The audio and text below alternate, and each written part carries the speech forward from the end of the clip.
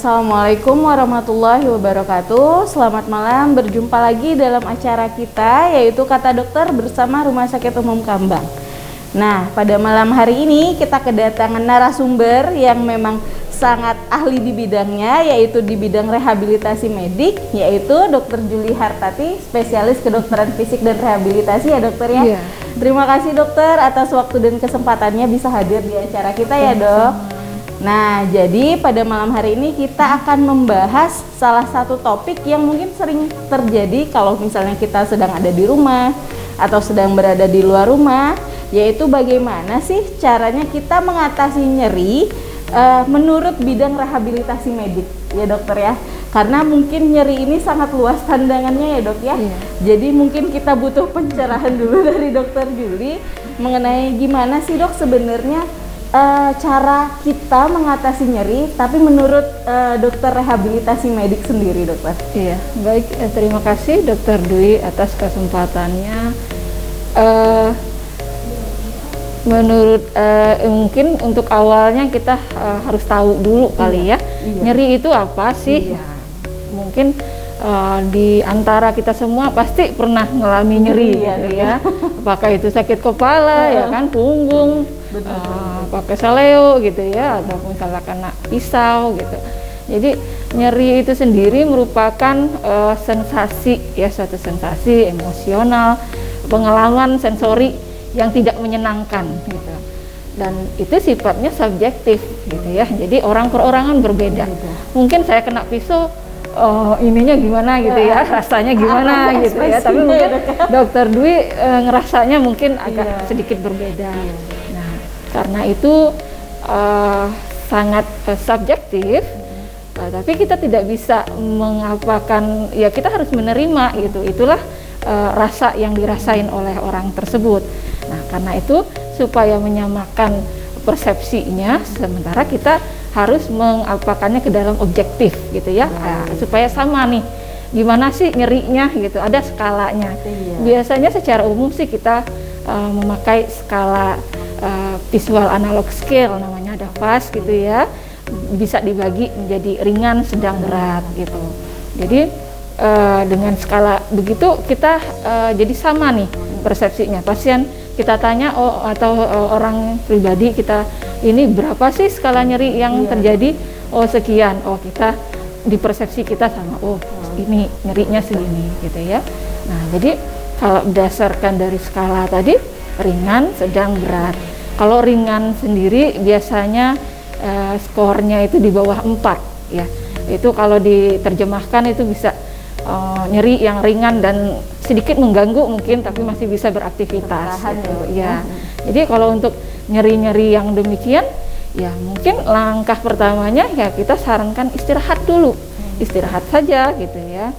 Nah, karena dengan yang tidak mengganggu aktivitas, dengan istirahat mungkin nanti ada terapi yang tidak pakai obat, mungkin bisa diantaranya kompres gitu ya, bisa panas atau dingin nanti.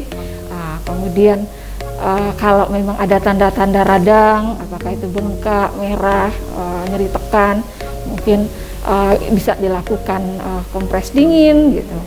Nah, kemudian sedikit dinaikkan posisi dari nyerinya, daerah yang nyeri, apakah itu tungkai atau tangan gitu ya, sehingga peredaran darah ke sana berkurang, jadi nyerinya akan berkurang.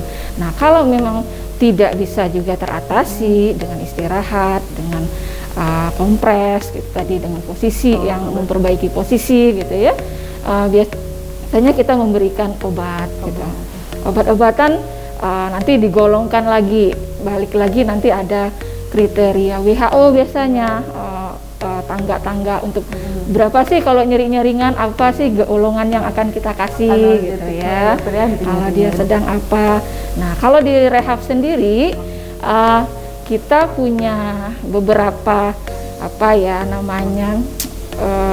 tata laksana juga selain tadi yang umum tadi. Jadi kalau kebanyakan pasien tahunya malah itu terapi modalitas gitu namanya. Jadi ada yang panas gitu ya, seperti yang infrared gitu, yang lampu merah, ada yang nanti yang agak dalam, ada deep heating, ada nanti dengan elektrik, nanti dia seperti dikejut-kejut gitu, kalau kata pasiennya. Atau yang alat-alat yang lebih canggih sih biasanya ada laser, ada SWT, banyak macamnya. Tapi tidak juga bisa dilupakan satu lagi sebenarnya, dia murah, mudah, dan bisa dilakukan pasien, terapi latihan. Nah, nanti mungkin kalau untuk lebih jelasnya nanti lagi ya, karena kalau mungkin agak bingung sakit bagiannya lagi. Bagiannya sendiri. Iya, jadi itu tidak terlepas dari ya memang kita kan setiap hari itu harus beraktivitas. Jadi ya supaya salah satu untuk mengapakan nyeri tadi ya seperti disensitisasi lah, atau dilatih gitu supaya kadar nyerinya bisa berkurang. Ya, saya rasa itu ya. Iya. Nah, jadi tadi udah ada sesuatu yang membuat penasaran karena tadi Dokter Juli bilang ada nanti akan dijelaskan lagi ya. Nah, pasti sudah Bapak Ibu di rumah sudah menunggu-nunggu, tapi memang alangkah lebih baik jika kita memang sudah tahu mengenai nyeri itu sendiri seperti apa. Yaitu tadi berdasarkan penjelasan Dokter Juli ya Dok ya, itu nyeri itu ada yang ringan, sedang, berat. Jadi tidak buru-buru kalau nyeri langsung minum obat ya Dokter ya. Nah, karena memang ada tahapannya. Jika nyerinya ringan hanya istirahat, perubahan posisi ataupun kompres seperti itu, mungkin bisa menggunakan obat tapi tetap sesuai tahapannya menurut WHO sendiri. Iya Dokter. Kemudian bisa dibantu juga dengan terapi modalitas tadi ya Dokter ya, dengan menggunakan alat-alat yang tadi sudah disebutkan oleh Dokter Juli. Nah, pasti Bapak Ibu di rumah sudah ada yang ingin bertanya atau menyiapkan pertanyaan. Nanti kita akan lanjutkan menjawab pertanyaannya Dokter ya. Nah, saat ini kita saksikan dulu iklan-iklan yang mau lewat berikut ini. Tetap stay tune di Kata Dokter.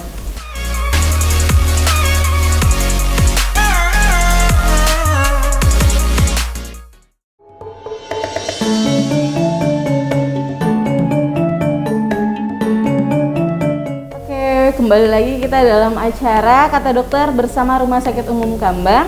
Dengan narasumber kita pada malam hari ini yaitu Dr. Juli Hartati, spesialis kedokteran fisik dan rehabilitasi. Iya Dokter ya. Nah, tadi kita sudah sedikit mendengarkan penjelasan Dr. Juli mengenai nyeri itu sebenarnya apa dan sebenarnya tahapan yang harus kita lakukan untuk tata laksana itu apa aja ya Dokter ya. Nah, ini udah masuk beberapa video pertanyaan nih Dokter dari masyarakat.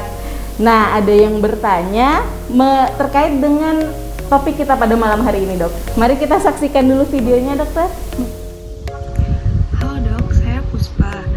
Ingin bertanya, jadi beberapa bulan yang lalu saya terkena COVID. Kemudian setelah dinyatakan negatif, saya masih merasakan nyeri di bagian dada. Apakah itu tidak apa-apa?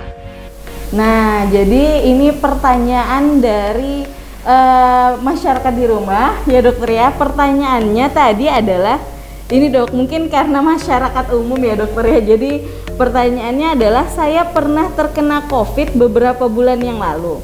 Kemudian setelah dinyatakan negatif, tetapi kenapa dadanya masih sering nyeri ya Dokter ya? Kira-kira itu kenapa dan bagaimana tata laksananya menurut bidang rehabilitasi medik Dokter?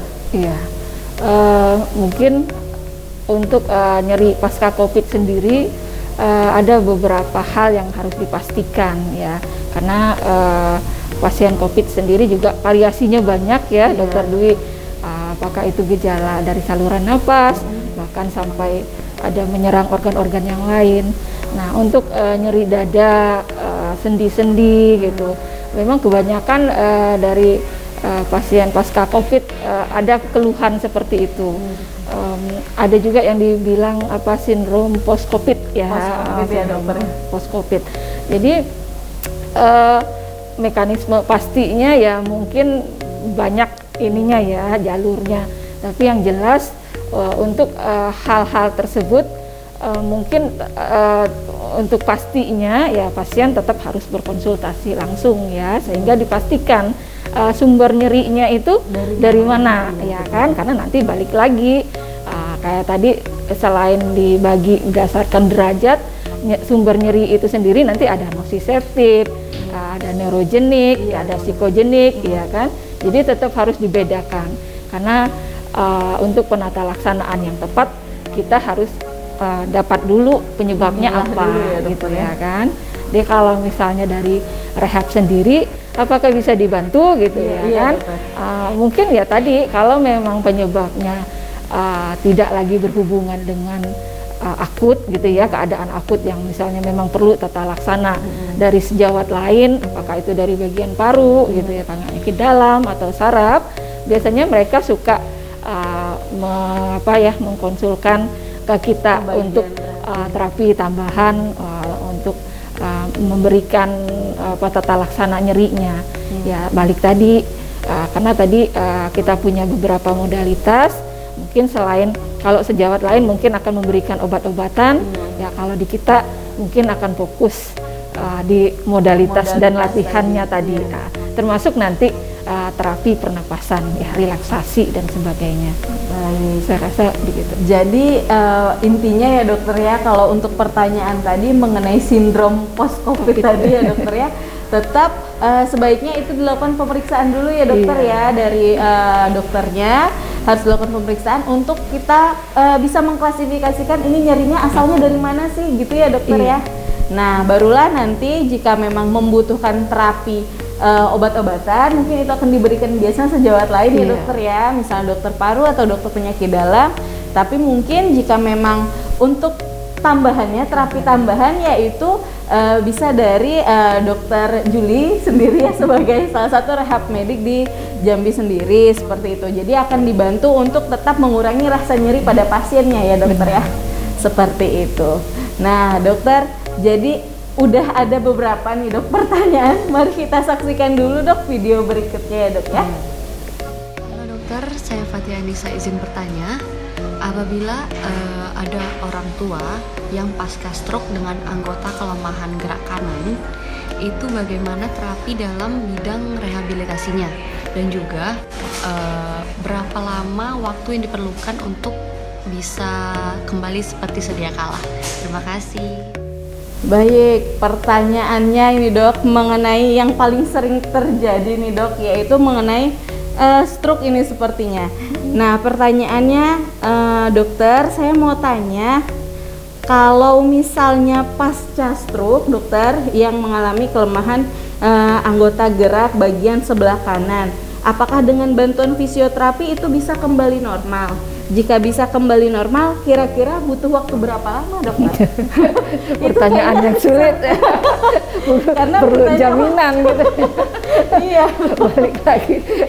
Jadi kita disuruh mengira-ngira ini dok. Garansi.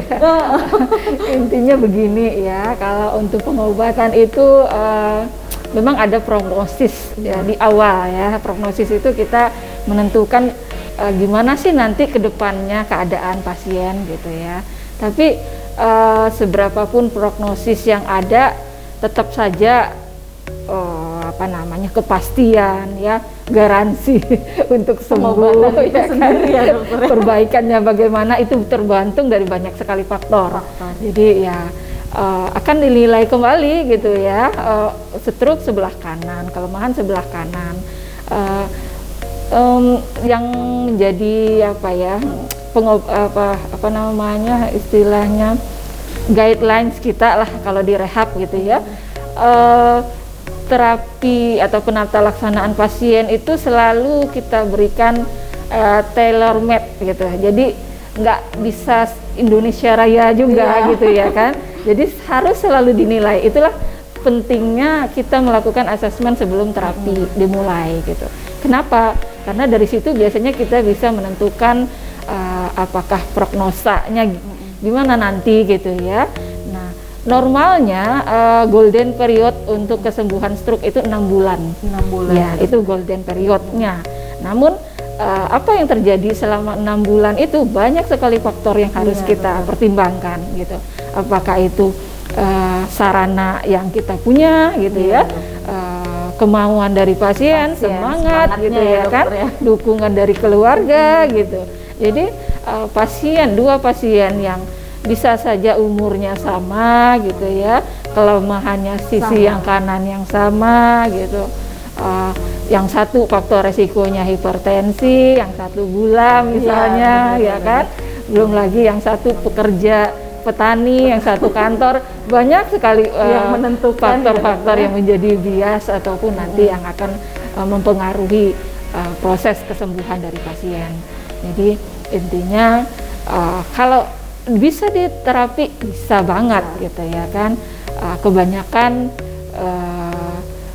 pasien rehab itu kalau dibilang mulai dari bayi sampai dewasa sampai manula gitu ya kan, dari yang paling sehat seperti atlet gitu ya, kalau cedera dan sebagainya atau mau meningkatkan performansnya, sampai orang yang tidak bisa bergerak sama sekali di ICU gitu ya kan. Atau itu tadi dari yang apa masalahnya. Jadi intinya begini, kalau di rehab itu kita selalu mempertimbangkan fungsional. Ya, kenapa sih kita kan biasanya akan overlapping juga gitu ya dengan saraf. Stroke kan biasanya dipegang sama dokter saraf juga gitu ya kan. Kenapa sih harus ke rehab lagi gitu ya kan? Karena intinya kalau rehab kita lebih mengutamakan asesmen fungsionalnya. Jadi mungkin kalau sejawat neuro pasiennya rame gitu ya, untuk mengakses pasien sampai oh ini nanti makannya gimana, ini nanti jalannya gimana, ini rumahnya gimana, mungkin akan sedikit repot gitu ya. Kalau di rehab itu mungkin menjadi pekerjaan kita, iya, karena nanti yang menjadi istilahnya pertimbangan kita untuk nanti apa sih yang mau akan kita buat di pasien, apa sih peresepan latihan yang mau kita kerjakan, biasanya pertimbangannya tetap keluhan fungsionalnya. Baik, seperti itu. Nah, jadi untuk jawaban pertanyaan sendiri dari bidang rehab medik terhadap pasien stroke ya dokter ya, kalau untuk memberikan garansi terutama itu tidak bisa, namun tetap ditentukan berbagai faktor ya dokter ya, termasuk salah satunya adalah faktor semangat dari pasien itu sendiri, dukungan keluarga, kemauan untuk terus latihan ya dokter ya, dan faktor-faktor lainnya juga sangat menentukan. Nah, maka dari itu tetap harus dilakukan pemeriksaan atau kalau dokter Juli bilang tadi asesmen ya dokter ya. Nanti dokter rehab mediknya akan melakukan asesmen pada pasien itu, jadi biar tahu mulainya dari yang mana ya dokter ya, terapi dari bidang rehab mediknya sendiri. Nah, pasti Bapak Ibu di rumah masih banyak yang penasaran dengan topik kita pada malam hari ini, karena terlihat ringan tapi ternyata banyak ya dokter ya yang harus kita ketahui mengenai cara mengatasi nyeri ini sendiri gitu. Jadi kita saksikan iklan-iklan berikut ini, jangan lupa saksikan Kata Dokter akan kembali.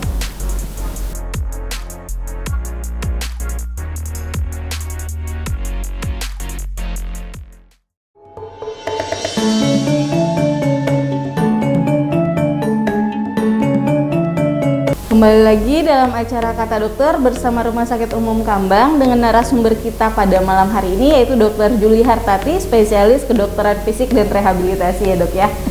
Nah, tadi kita udah menjawab beberapa pertanyaan, yaitu mengenai stroke dan juga mengenai nyeri sindrom atau nyeri post covid ya dokter ya gitu, yang bisa dibantu dari bidang rehab medik sendiri.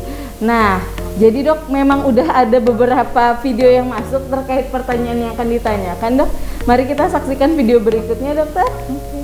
Halo dok, saya ingin bertanya, jika ada anak usia 3 tahun belum bisa bicara, apakah itu termasuk speech delay? Bagaimana terapinya dok? Apa bisa dengan fisioterapi? Baik, seperti itu tadi pertanyaannya dokter dari masyarakat yang ada di rumah. Jadi pertanyaannya ini mengenai, nah yang tadi udah kita bilang ya dok ya, mungkin rehab medik ini mulai dari anak-anak sampai yang tua ya dokter ya. Ini pertanyaannya seputar anak-anak dokter. Jadi dok, saya mau tanya, anak saya sudah umur 3,5 tahun, belum lancar berbicara dokter. Apakah ini termasuk speech delay?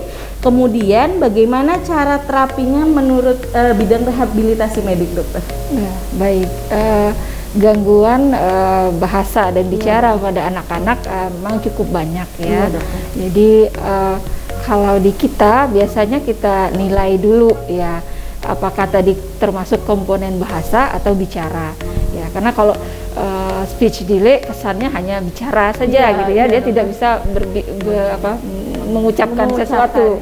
Nah, tapi pada dasarnya nanti ada kemampuan berbahasa gitu ya, itu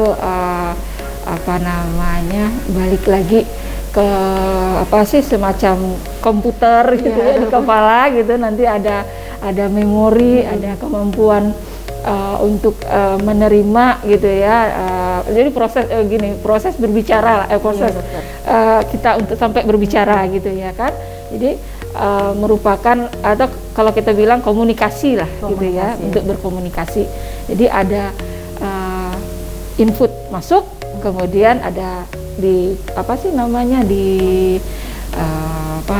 diproses di kepala, nanti keluar outputnya berupa responnya apa gitu ya kan. Nah, nanti untuk kemampuan bahasa nanti ada beberapa hal yang bisa kita tes gitu ya, dilakukan tesnya, apakah nanti kelainannya, apakah di tingkat komponennya,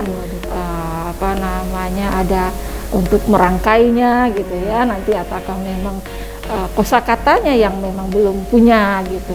Nah, untuk berbicara sendiri nanti ada apakah nanti dia kalau anak-anak tuh umumnya memang tidak keluar gitu ya kata-katanya, ataupun kalau keluar biasanya tidak ada arti, biasanya orang tua bilangnya belum bisa berbentuk kata lah gitu ya. Nah, jadi nanti harus dilakukan tetap dilakukan penilaian awal gitu ya kan, supaya tahu termasuk di jenis yang mana. Karena nanti banyak termasuk pada beberapa gangguan perilaku seperti pada anak autis ya kan juga ada gangguan berbahasa komunikasi gitu ya, dia tidak mau berinteraksi dengan lingkungan dan sebagainya. Nah, nanti atau misalnya pada anak-anak dengan kebutuhan khusus juga yang memang ada beberapa yang ada gangguan di katakanlah organ-organ berbicara gitu ya, apakah nanti ada spastisitas, gangguan makan biasanya untuk gangguan di bagian organ untuk bicara itu akan disertai dengan gangguan menelan dan makan gitu ya. Nanti perlu dites juga bagaimana kemampuan makan dari si anak gitu ya. Nah, untuk terapinya sendiri nanti akan disesuaikan. Kalau memang nanti komponen bahasa gitu ya, memang intinya apakah nanti kosakatanya atau penyusunan kalimatnya gitu ya, atau memang respon dia untuk menangkap sesuatu yang tidak sesuai. Nah, itu nanti biasanya akan terutama tuh awal-awalnya akan kita arahkan ke bagian ada namanya internal kita itu okupasi terapi. Jadi dibentuk dulu ini anunya, apakah itu atensinya gitu, karena nanti ada beberapa gangguan berbahasa atau bicara itu karena tidak ada kemampuan untuk memusatkan perhatian. Itu misalnya pada anak-anak yang hiperaktif gitu ya. Nah, nanti dilakukan berbagai macam metode, bisa nanti ada yang terapi bermain gitu ya, terapi dengan alat-alat gitu, alat-alat bantu. Nah, atau nanti memang kemampuan berbahasanya tidak masalah, tapi lebih ke organ untuk bicara dan makan misalnya terganggu, itu mungkin nanti akan menjadi wilayahnya ST nanti ya, terapi bicara ya. Itu ada terapisnya. Di Jambi sendiri ada, walaupun tidak semua rumah sakit punya, tapi tenaga itunya ada. Kalau saya sendiri sih cenderung kalau memang keluhannya di tahap awal, biasanya saya lebih membekali kepada orang tua untuk memberikan tata laksana awal di rumah. Baik, seperti itu. Nah, itu jadi tadi penjelasan mengenai pertanyaan Ibu mengenai speech delay tadi ya dokter ya, karena tidak semua gangguan bicara itu udah pasti, gangguan komunikasi ya dokter ya, itu udah pasti speech delay ya dok ya, karena tadi yang sudah dijelaskan oleh dokter Juli ternyata klasifikasinya banyak ya dok ya, makanya dokternya harus mengassessment dulu apakah ini gangguannya ada di pusat atensinya, bahasanya, atau mungkin organnya seperti itu ya dok ya. Jadi setelah dilakukan pemeriksaan baru nanti bisa kita pilihkan terapi apa yang sesuai untuk anaknya ya dokter ya. Bisa salah satunya terapi okupasi tadi ataupun memang masuk ke terapi wicara sendiri seperti itu ya dokter ya. Jadi sebaiknya dibawa dulu anaknya untuk diperiksa ya dok ya. Jadi karena sebagai dokter mungkin kita harus memeriksa secara lebih holistik seperti itu ya dok ya. Nggak bisa kalau cuman satu-satu seperti itu ya dok ya. Baik dokter, ada pertanyaan satu lagi nih yang belum dijawab dok. Kita saksikan dulu videonya ya dokter ya. Halo dok, saya mau tanya, saya kalau haid nyeri perut yang luar biasa, kadang suka sampai berhari-hari, apakah itu termasuk hal yang wajar? Dan kapan saya harus antisipasi nyeri pada saat haid? Oke, itu tadi pertanyaannya yang terakhir karena tadi udah ada video-video pertanyaan sebelumnya ya dokter ya yang sudah dijawab dengan sangat detail oleh dokter Juli. Nah ini pertanyaan terakhir. Nah ini kayaknya langganannya para wanita ini dokter, sakit perut waktu haid dokter. Nah sakit perut, nyeri perut pada waktu haid, yaitu pertanyaannya dok, saya mau tanya nih, saya kalau haid nyeri perutnya sangat luar biasa. Nah, terapinya ini seperti apa dokter, terutama kalau sedang di rumah, gimana dokter? Ini langganannya para ibu-ibu wanita ya dokter. Seperti itu. Iya, kalau untuk dysmenorrhea sendiri biasanya tetap harus bekerja sama dengan bagian objin ya. Objin ya dokter. Karena harus dipastikan dulu adakah kelainan organ gitu ya, karena nanti ada memang penyakit yang mendasari kenapa terjadi nyeri yang hebat pada saat haid gitu. Itu harus disingkirkan dulu. Mungkin nanti dokter objinnya akan melakukan beberapa pemeriksaan, salah satunya USG dan beberapa labor gitu mungkin ya. Nah kalau memang tidak ada, biasanya mungkin berhubungan dengan tingkat kecemasan ya, apakah itu nanti aktivitas ya. Jadi kalau untuk tahap-tahap awal sih balik lagi kayak yang tadi saya bilang di awal ya, cukup diistirahatkan dulu ya kan, nyerinya kalau memang bisa dibantu dengan kompres hangat ya kan, minum yang hangat, intinya relaksasi dulu kali ya.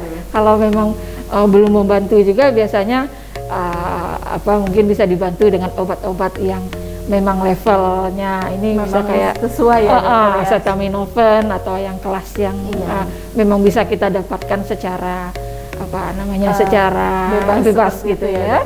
Nah kalau memang tidak ya berarti kan harus memerlukan pemeriksaan bantuan lebih lanjut ya. Kenapa terjadi dysmenorrhea pada saat haid. Baik, jadi tetap harus berdasarkan penyakit yang mendasari ya dokter ya intinya, karena mungkin untuk dysmenorrhea atau nyeri pada haid sendiri itu berhubungan dengan bidang reproduksi wanita ya dokter ya. Jadi tetap kitanya juga harus dalam tanda kutip harus aware, harus sadar ya dok ya. Karena takutnya kita anggap biasa, ternyata ada sesuatu kan, tidak boleh seperti itu juga. Jadi kalau memang nyerinya tadi di tingkat ringan tadi ya dokter ya, seperti prinsip kita pada awal tadi, yaitu lakukan istirahat, bantu kompres untuk relaksasi ya dok ya. Jika memang perlu boleh minum anti nyeri, tapi yang memang ringan atau memang sesuai kadarnya dokter ya, seperti itu. Jika memang tidak ada perubahan, maka sebaiknya dilakukan pemeriksaan ke dokter objin ya dokter ya, untuk dilakukan pemeriksaan lebih lanjut dan juga mungkin pemeriksaan penunjang seperti USG dan lain-lain seperti itu. Baik dokter, udah cukup banyak sekali nih pertanyaan yang masuk, sudah mulai dari bidang saraf seperti stroke tadi ya dokter ya, speech delay sendiri, termasuk dysmenorrhea ya dok, kemudian sindrom post covid. Mungkin memang terasa waktunya kurang dokter, tapi karena kita juga dibatasin oleh waktu dok, nah maka dari itu nanti kita akan kembali sesaat lagi dokter. Kita saksikan iklan-iklan berikut ini.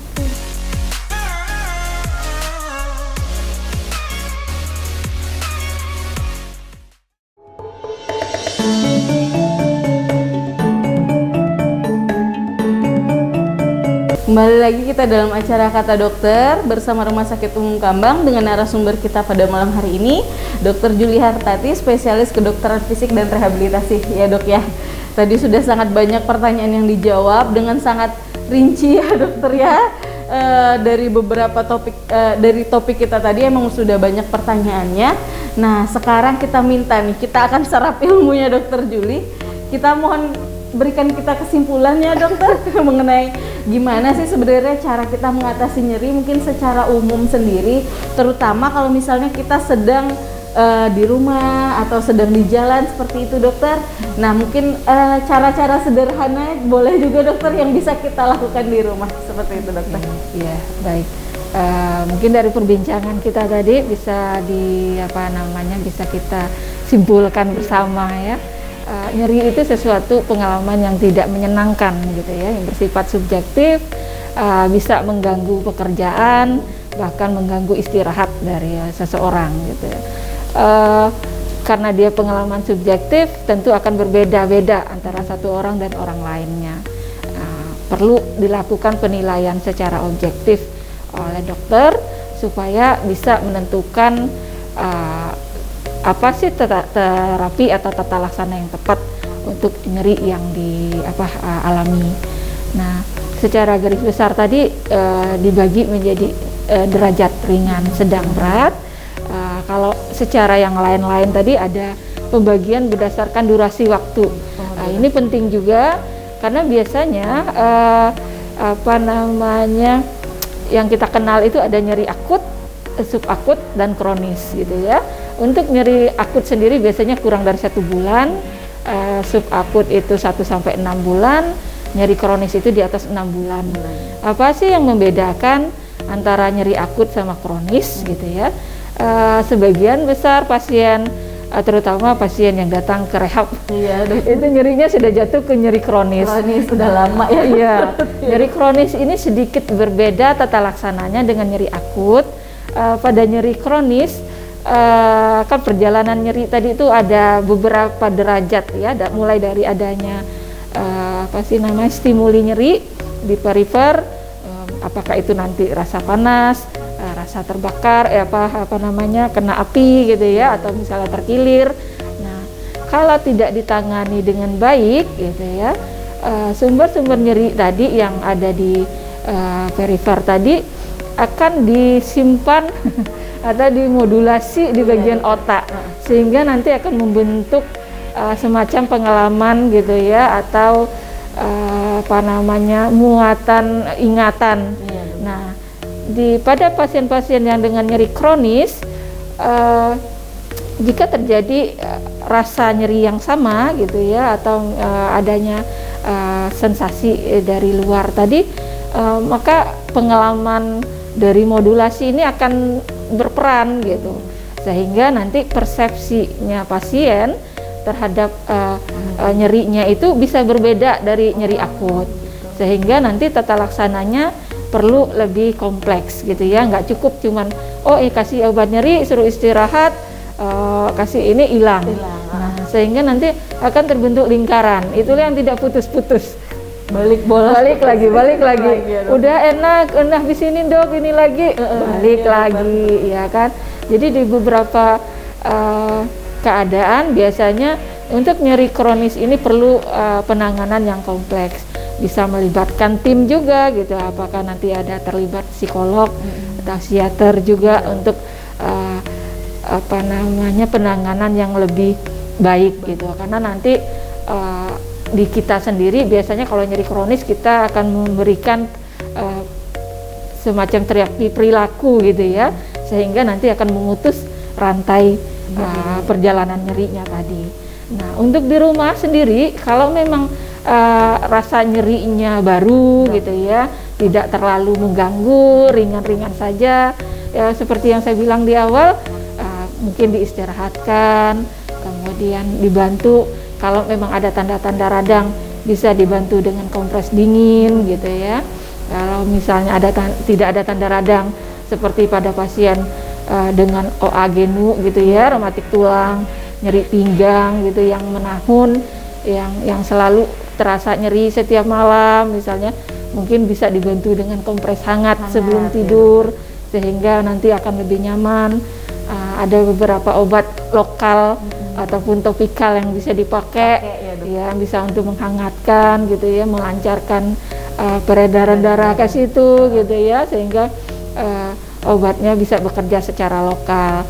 Nah, kalaupun beberapa tadi yang nggak kalah pentingnya tadi itu melakukan perubahan posisi gitu ya, karena nanti ada beberapa kalau memang lagi nyeri harusnya misalnya pada penderita lutut nih, gimana sih cara dia bangun dari duduk gitu ya. Pada pasien misalnya nyeri pinggang, bagaimana cara dia bangun dari tempat tidur gitu. Bagaimana cara mengangkat barang, bagaimana cara duduk yang baik, cara berjalan yang baik, itu semua kesannya remeh dan selalu kita lakukan harian. Nah, tapi kalau sudah dilakukan dengan baik, mungkin akan mengurangi rasa nyeri yang ada gitu ya. Nah, jadi balik lagi, kalau nyerinya sedang, sudah terbiasa gitu ya, sudah terbiasa, maksudnya sudah kenal nyerinya, sudah berulang-ulang, sudah ini biasanya pasiennya udah penuh, obatnya udah banyak gitu ya, mungkin bisa dibantu dengan obat-obatan yang ada. Nah, tapi kalau memang keberat gitu ya, sampai sampai nggak bisa tidur, sampai nggak bisa ngapa-ngapain, ya mungkin yang sebaiknya dikerjakan ya harus datang konsultasi.